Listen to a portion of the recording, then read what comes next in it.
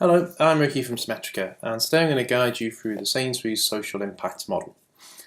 In the context of Sainsbury's partnership with local charities such as yourself, Sainsbury's developed an impact model to assess the social benefits generated by the local charity partnership programs. And we need you to provide us some information regarding your charity and activities to do so. Today I'm going to guide you step by step through the model. Now, as an overview of the impact model, you can see here at the bottom left there are two tabs, Feedback Tool 1 and Feedback Tool 2. Feedback Tool 1, which you can see here on the screen, allows you to enter data related to your charity's activities and the support you receive from Sainsbury's. Feedback Tool 2 is for use only when your work does not match the target group or benefit options offered in Feedback Tool 1. Feedback Tool 2 allows you to enter any benefit manually. Now for this video we'll focus just on Feedback Tool 1. Please refer to the second video for more information on Feedback Tool 2. Okay, so you can see the first thing you see here is in rows 2, 3 and 4. You can see that these are greyed out. Okay, so this gives you examples of the kind of answers, the kind of responses that you might give in each of these sections. Okay. Now they're greyed out because we don't want you to input any data here. You should only input data in rows 5, 6 and 7. Okay. In addition, in some cases you only need to enter information in the very first row. It will then be repeated down and we'll take that information for any subsequent additional information that you add in other rows later down in the tool. So basically, wherever it's greyed out in a light grey, do not enter any information. Only enter information in these orange or darker grey cells. Okay, so let's have a go at entering some example information. So going from left to right, first of all, you include today's date, then the Sainsbury's store number, which would usually be a 4-digit number. There's a little drop down box here, you can click on these arrows, which gives you the options of the region that you're based in. So different regions as well as a UK-wide option. Then your charity name, so manually input your charity name in here. So this might be, as an example, the Civics Community Centre. There we go. And you should have a registered charity number, and that charity number should be about 6 digits, so add in that information there.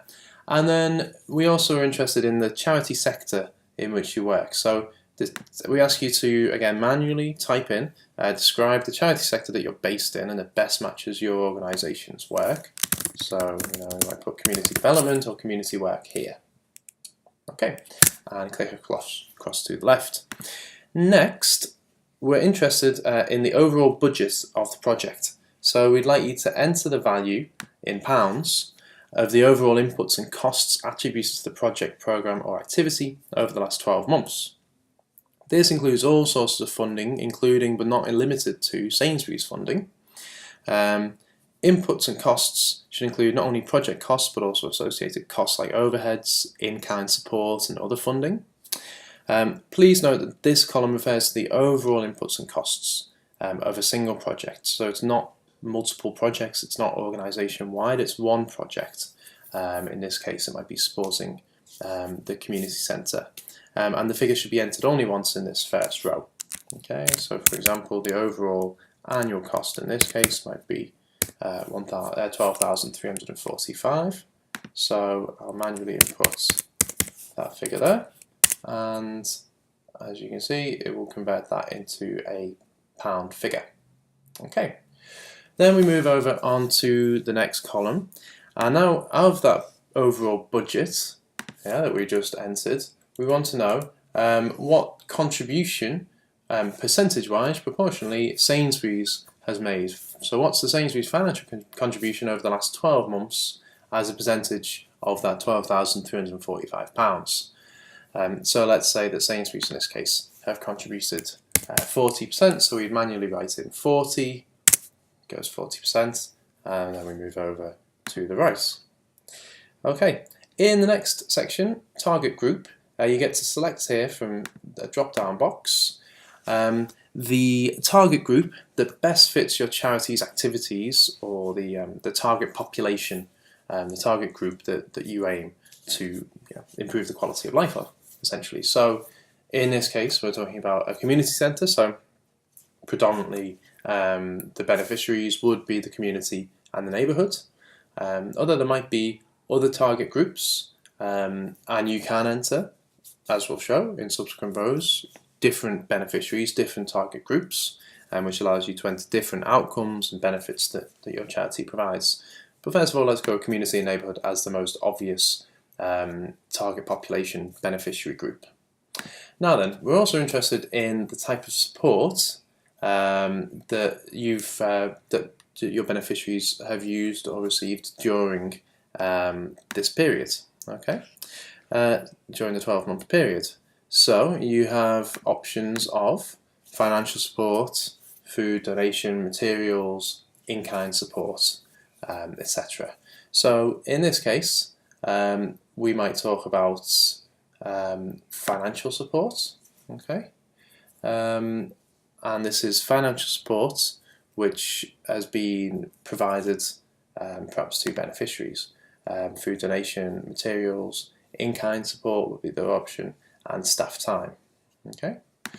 Then we select the benefits that have actually been provided to this target group. Okay. So what kind of benefits have the individuals using the community centre felt? Okay, and there's a range of benefits that you could choose from here. There might be a sense of belonging to the neighbourhood, an increase in living in a society where they can trust people, general good neighbourhoods, facilities or equipment, which we'll come to shortly. And so let's say that one of the benefits of the community centre, bringing people together, is it increases a sense of belonging in the neighbourhood. So we'll select that option there. We can come back in the subsequent 2 rows and we can add in other outcomes, other benefits which have been produced. Okay, so we'll go across. Now this column M, we only need to select this if facilities and equipment has been selected as one of the benefits. So in this case it hasn't, so we can skip over. In the next row we might find the facilities would be relevant. And then we're interested in the number of participants, so an estimate of the number of beneficiaries who have gained some kind of benefit from the existence of the community centre, and in particular the financial support that's been provided with. So this might be the number of individuals who have come in and out of the community centre over the last 12 months. Now we're interested in the number of individuals. Okay, so if one person has been to the community centre 5 times, they would only count as one participant, okay, as one beneficiary. So let's say that around 500 people have come in and have used the community centre. And then if you wish, you can add extra information here in terms of, you might want to provide information on the facilities provided for community group meetings, etc. So this is useful extra information that Sainsbury's can use for evaluating the impact of your activities on the community. So we've completed our first row, but we can complete more as well. So we can go back. As mentioned, you don't need to fill in any of this grey area at the bottom again. So we can simply start with the next column afterwards. Okay, so again, the community group, the target group here would be community and neighbourhoods.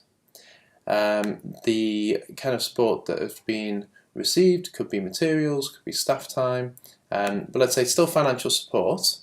In this case, it's for facilities and equipment. Okay, so it's actually supporting the community centre building itself.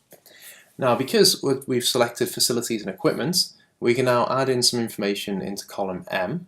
Okay, so what you need to add in this column, if you select facilities or equipment, is an estimation of the market price of this facility. So the market price of the community centre for a year. So how much would it cost to rent the community centre on that land for a year? Okay, so let's say over the course every year. That could be around £20,000. Okay, so we'd select the market value, and again the number of participants would be the same here, so it's the number of individuals who've used, an estimate of the number of individuals who've come in and used the community centre. And again, you can provide additional comments here if you wish, and you don't have to, but there may well be other benefits which are provided. There could be other beneficiaries. Okay, so obviously community and neighbourhood is one group, but perhaps within the community centre there are certain sports facilities as well, which are used. Okay, so maybe some of the land around the community centre is used for children's games or for adult sporting activities. So here the choice of would be materials or financial support. Okay, so I'll say materials here for supporting sports and other activities.